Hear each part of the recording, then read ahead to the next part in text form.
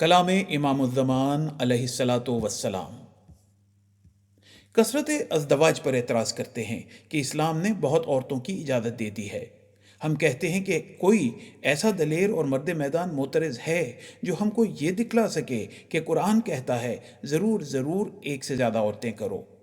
ہاں، یہ ایک سچی بات ہے اور بالکل طبعی امر ہے کہ اکثر اوقات انسان کو ضرورت پیش آ جاتی ہے کہ وہ ایک سے زیادہ عورتیں کرے۔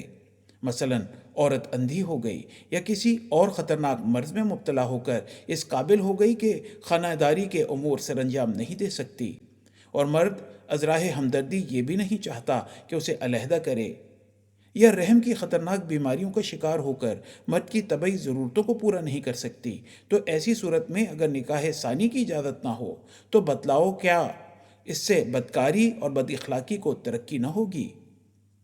پھر اگر کوئی مذہب یا شریعت کثرت ازدواج کو روکتی ہے تو یقیناً وہ بدکاری اور بد اخلاقی کی مؤید ہے، لیکن اسلام جو دنیا سے بد اخلاقی اور بدکاری کو دور کرنا چاہتا ہے، اجازت دیتا ہے کہ ایسی ضرورتوں کے لحاظ سے ایک سے زیادہ بیویاں کرے۔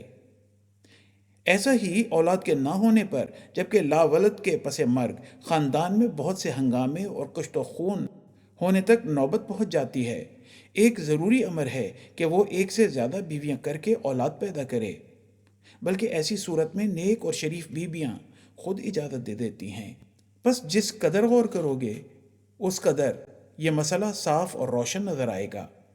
عیسائی کو تو حق ہی نہیں پہنچتا کہ اس مسئلے پر نکتہ چینی کرے، کیونکہ ان کے مسلمہ نبی اور ملہم بلکہ حضرت مسیح علیہ السلام کے بزرگوں نے 700 اور 300 بیویاں کیں، اور اگر وہ کہیں کہ وہ فاسق و فاجر تھے تو پھر ان کو اس بات کا جواب دینا مشکل ہوگا کہ ان کے الہام خدا کے الہام کیوں کر ہو سکتے ہیں۔ عیسائیوں میں بعض فرقے ایسے بھی ہیں جو نبیوں کی شان میں ایسی گستاخیاں جائز نہیں رکھتے۔ علاوہ ازیں انجیل میں صراحت سے اس مسئلے کو بیان ہی نہیں کیا گیا۔ لندن کی عورتوں کا زور ایک باعث ہو گیا کہ دوسری عورت نہ کریں، پھر اس کے نتائج خود دیکھ لو کہ لندن اور پیرس میں عفت اور تقوی کی کیسی قدر ہے۔ حوالہ ملفوظات جلد نمبر 1۔